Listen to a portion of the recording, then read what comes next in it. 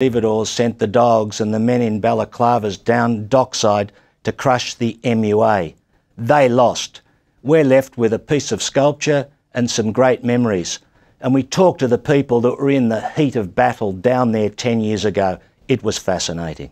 The events of 1998 are still reflected in our art. Art form is very important for the future of how we go about working class history. Dan Wolmering entered a competition in a contemporary art festival, and this is it, and I won first prize.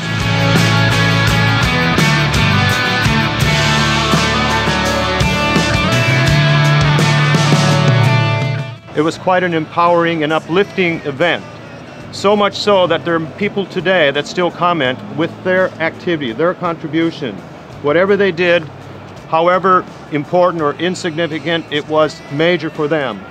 And I kept thinking there must be an opportunity to do something, to make a comment, to make a visual statement, to make a sculpture. The work itself presented a magnificent opportunity to make something, to commemorate, to recognize and acknowledge, and of course, most importantly, remember. The lockout was the inspiration insofar as that with men being in a rather small hot container for a certain period of time in the initial lockout, it sort of catapulted this sort of idea of being contained within a cage, but also they had to do this to be defiant and show resistance to what was happening to them. So hence the work itself is based on that notion of being enclosed in a cage, then released. There were so many ordinary Victorians that came down to the docks over that extended period of time and really put in a great deal of effort. It was remarkable. It was extraordinary in the sense that it brought people together from both walks of life, north and south of the R, so to speak, white and blue collar.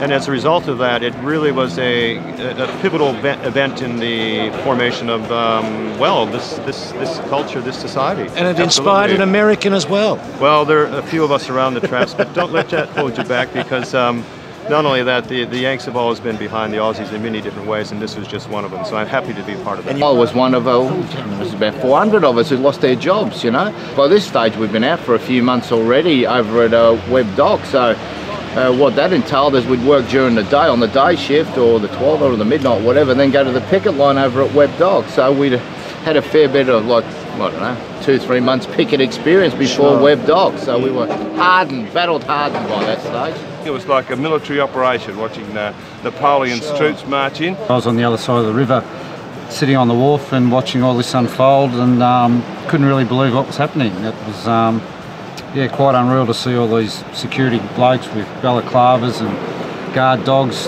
going into Patrick's, and you thought, I just can't believe this. And then, of course, the CFMEU and the plumbers and the ETU, all those members walked off the sites and came down and interceded between the police and the community picket that was outside the gate.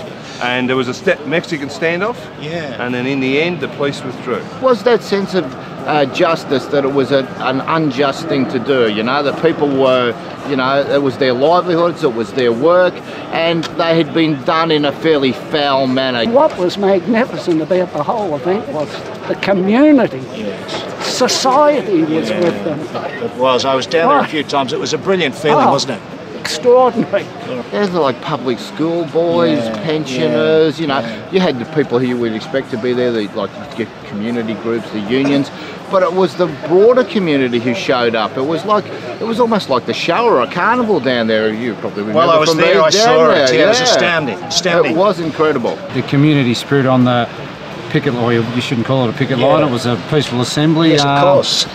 The community spirit there was just amazing, and if it wasn't for that community spirit, I don't think we would have got the result that we ended up getting. The area just came alive, backing up their kith and kin in, well, to correct the injustice that was being perpetrated on. When we started driving down Appleton Dock Road, the amount of cars pulled up here, and there's people down there, I'll tell you, my heart was bleeding out here. And mate, it was just the best feeling, and I'll tell you what, the spirit that was at that time was unbelievable. And as a matter of fact, there was community sculptures actually being installed on the road up to the gate. All they'd made good use of the train lines and made a beautiful community picket, a community sculpture, which meant you only could walk through there in 2 at a time. You couldn't go like 10 abreast or anything. So it limited the amount of people, the capacity of anyone to go charging down But for the police, Bill, the police would never have imagined they were going to cop a line of people almost in combat mode standing up against them, could they? Well, you wouldn't think so, Phil. And plus, some of the people actually standing on that line, like Jane Kerner and that, I don't know what the police would have done if they had to run through with batons and whack the ex-premier. I don't know if that would have went down too well. It really was a team thing, you know. It was everyone. It was the involvement of everyone, as well as the shonky lawyers. There was the really good lawyers. You know, guys like Julian Burnside and Josh Bornstein. All those guys played a great role. All the trade union leaders were a great role, and of course the rank and file in the community. Without them, that doesn't happen. The trade union movement, organised labour, still had a lot of allies in the wider community. They came out in droves and they backed us at crucial times during the dispute. It was one for the union, and not just the MUA, other unions were wonderful in their support. I can still remember it like it was yesterday, and that's when the Patrick's workforce marched back in with their heads held high through that big gate in the middle of the night. It was about 11 or 10 at night, and that shift walked in, marched in if you like, and we were all lined up on either side of them marching through, clapping. I thought that was a fantastic moment. They're pretty distinctive, the old wharfies, aren't they? Oh yeah, well it's good. Even now, 10 years on, you've still got organised labour, members of the MUA wearing the Patrick's uniform here today, 10 years on. That was the plan of Howard, was simply there would be no union person ever wearing a company logo stuff. They would be all non-union labour, and he failed. I can't think of a better way to learn life skills, right? The fighters, the biters, the knockarounds, most of whom were noble, honourable, would back each other up. So they weren't a pack of dills, they were honest, hard-working people. I think there was a key lesson. The key lesson is that there's still class warriors out there on behalf of the employing class. The likes of John Howard, Peter Reith, who was his IR minister at the time, and of course the infamous Chris Corrigan from Patrick's, and they hated organised labour. You could see it in their eyes, you could feel it in this when you listen to them speak on the TV news. You really knew that the old fair go in Australia was under threat in 1998. It just shows you when the working people stick together, they're unbeatable. You wouldn't want to go through it again, but let's hope to goodness that retribution now. Retribution. Let's find out exactly what went on at that time. Who were the grey eminences behind? Who perpetrated the event? Let's get that out in the open. There was a piece put together of how the strategy would be put in place to get rid of us. That was in conjunction with Chris Corrigan, the Howard government, and the trail that followed on the document for the implementation. And that's currently what's in place now. Prior to the federal election, Lindsay Tanner lobbied the federal government to have that information under the Freedom of Information, and he was knocked back through the Senate.